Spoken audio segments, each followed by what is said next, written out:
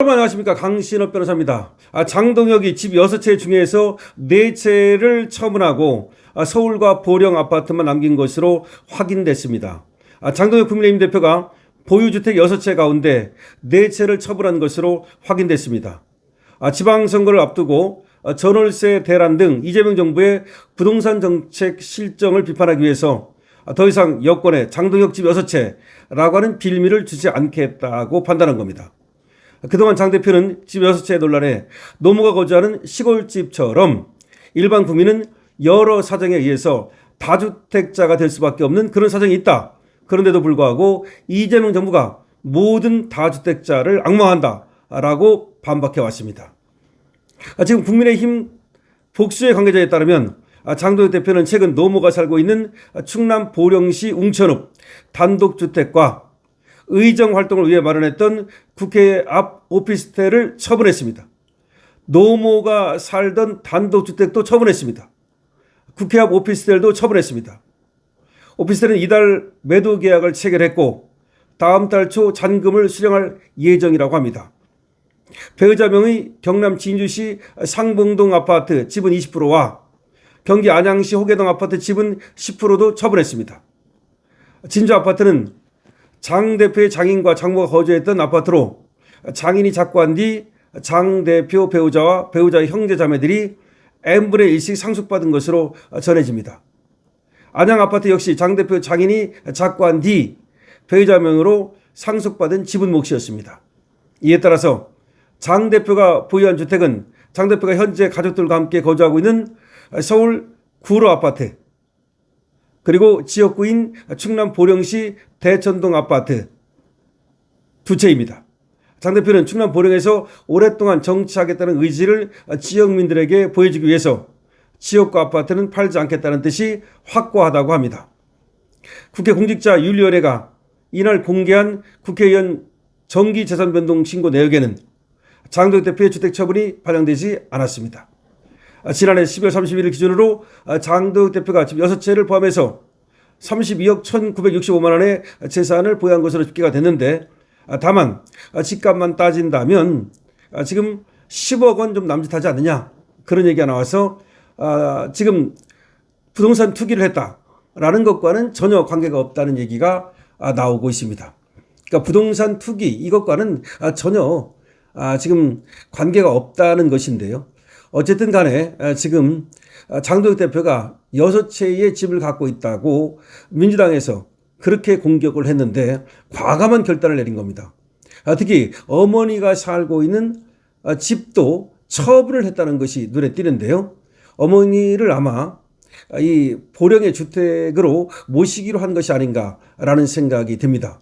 그러니까 지금 서울 구로구에 가족과 살고 있는 배우자와 장동혁 대표 명의로 되어 있는 그 아파트 하나가 있고, 그리고 지역구에 그 활동을 위해서 필요하다고 해서 마련해 놓은 보령에 비싸지 않은 아파트가 하나 있는데 그 2개는 그대로 가져가겠다.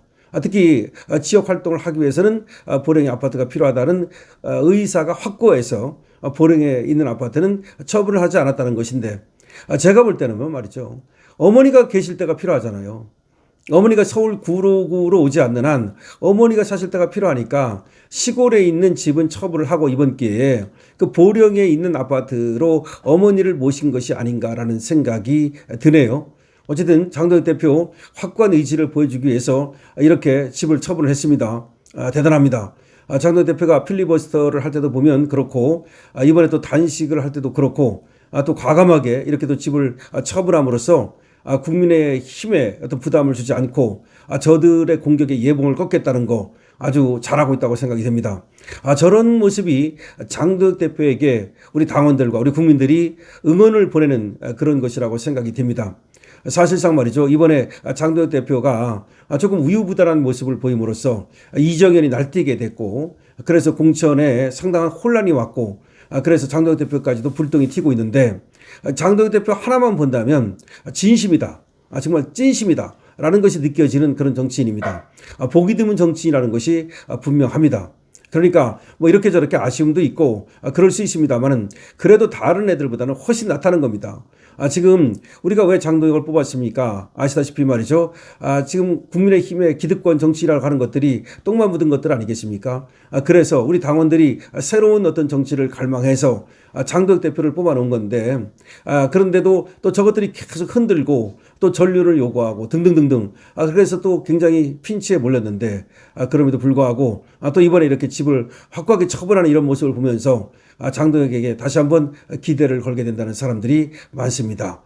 그렇습니다. 이번 기회에 말이죠. 장동혁 대표가 다시 한번 있잖아요. 이 국민의 힘을 제대로 잘 이끌어서 그리고 공천 제대로 정말 하고 공천 성공해야 됩니다. 이정인이 예를 들어 자기 멋대로 하려면 확실하게 여기에다가 관리를 해야 됩니다. 그러니까 장동혁 대표가 대표 입장에서 말이죠. 이정인에게도 확실하게 어떤 할 얘기를 해야 됩니다. 의견 교환을 해야 됩니다. 아무리 공천관리위원장이라 해가지고 당대표 제껴놓고 자기 마음대로 하라는 건 아니지 않습니까? 왜냐하면 당대표의 위임을 받아가지고 공천관리를 하는 거지 자기가 직접 당원들한테 어떤 선출된 것도 아니잖아요. 그렇다면 장동혁 대표가 위임을 해준 그 선 안에서 공천관리를 하는 거지 장동혁의 의사와 상관없이 당원들의 의사와 상관없이 자기 멋대로 하라는 얘기는 아니거든요. 그렇기 때문에 이번에 장동혁 대표가 말이죠. 이정현에 대해서도 확실히 지침을 내릴 것은 내리고 서로 의견을 교환할 것은 교환해야 됩니다. 그러니까 이정현한테 다 맡겨놓는 것이 그것이 당원들의 뜻이 아닙니다. 당원들은 말이죠. 장동혁 대표에게 권리를 줬지 이정현한테 준 것은 아니지 않습니까?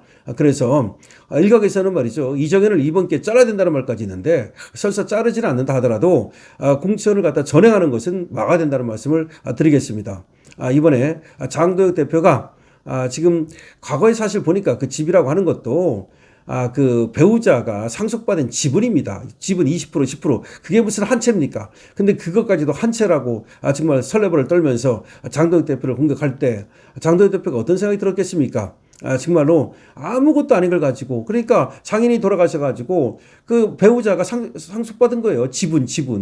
근데 그게 배우자가 받은 거고 또 장동혁 대표와는 관계도 없는 거야. 그럼에도 불구하고 장동혁 대표 너 집 6개지 이렇게 하는 게 말이 됩니까? 더군다나 어머니가 사는 집이 그게 누구 명의로 있든 간에 그게 어머니 집이지 그게 장동혁 집입니까? 그럼 어머니 어디로 갑니까?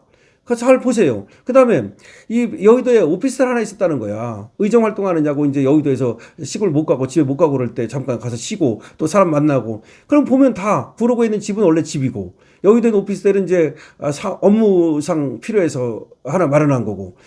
그 다음에 시골에 있는 집은 그 엄마 거고. 그 다음에 보령에 있는 거는 이제 지역구에 필요해서 해놨던 거고. 그 다음에 나머지 2개는 그 배우자가 받은 지분 10% 20%고. 그러면 말이 6채지 무슨 6채입니까 이게. 제대로 생각해보면 정말 똘똘한 강남 집 앞 하나만도 훨씬 못한 이거 다 합쳐봤자 10억 얼마니 그 예를 들어서 20억 된다고 칩시다. 그래 봤자 말이죠. 서울에 집 한 채도 안 되는 그런 건데 정말 그걸 가지고서 그렇게 공격을 해야 되고 하니까 저들이 일부러 이제 그렇게 자기들 잘못한 것을 뒤집어 씌우려고 한 건데 장동혁 대표가 결단을 냈습니다. 장동혁 대표에게 응원 주시기 바랍니다. 강신업 TV입니다.